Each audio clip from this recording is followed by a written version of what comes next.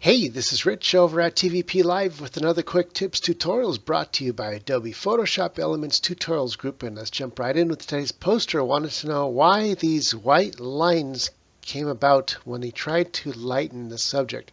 I'm not sure exactly how the poster did this, but I think they cut out this foreground subject and then cut out too far on the outside.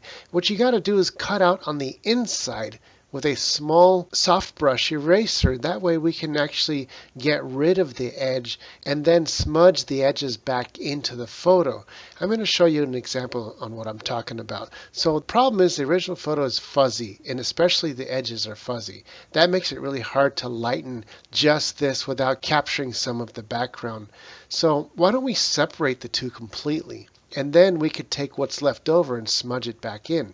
I'm going to start by duplicating this layer. I'm going to right click up here and hit duplicate layer, and I'll hit OK. Now I got two copies. I'm going to turn off the background copy and leave that to use later on to adjust the background separately. Now I want to cut out the foreground. I'm going to get rid of the bottom half right here, so I'll draw a square around that and just hit delete. So now we just got the top half. And that's just to make it easier to work on this one picture. Now what we want to do is I'm going to cut him out. How? Not by actually cutting him out. I'm going to cut out the background. And what I'm going to do is with the eraser, down here I'm going to pick a soft brush eraser right around 5 points. See how small that is? And that will allow me to cut out all this fuzziness. You don't want to keep the fuzziness. And I think that's what happened. The poster tried to keep some of that fuzziness inadvertently. So I'm going to start way down in here. And you see what I'm doing? I'm cutting out down where the actual object really is, not including the fuzziness. So if I come across down here, come down like that, bring it up, bring it across, and carefully cut out the face by cutting into the face actually, and I'll just continue.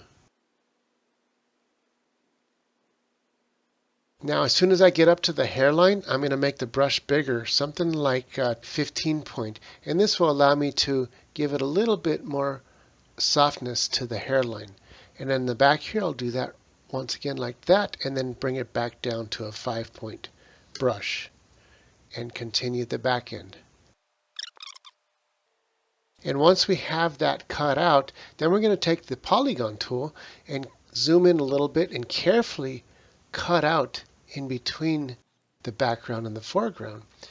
And the reason why I didn't use the polygon, as I explain usually, is that actual photographs of people don't have hard edges. They actually have soft edges, no matter how sharp you think you take it, especially one like this. Anyway, I get to the end here, I'm going to double click and hit delete. So back to the explanation is that since photographs really don't have hard edges, I use the soft edge brush to more mimic reality. And this makes the photos look a lot more realistic when you cut out the subjects from the foreground to the background.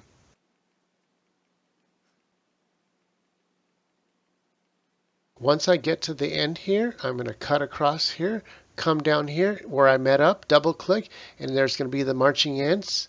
I'm going to zoom out so you can see the whole photo as soon as I hit delete, and there it goes. We got rid of the whole background, and all we got is our foreground with a nice sharp edge, but not too sharp where it looks fake. So now let's go ahead and turn the background back on. This is the background layer underneath. As soon as I turn it on, look what happens. It looks just like it did in the very beginning. It doesn't look like we did anything. But wait, there's more. All we got to do is take the smudge brush.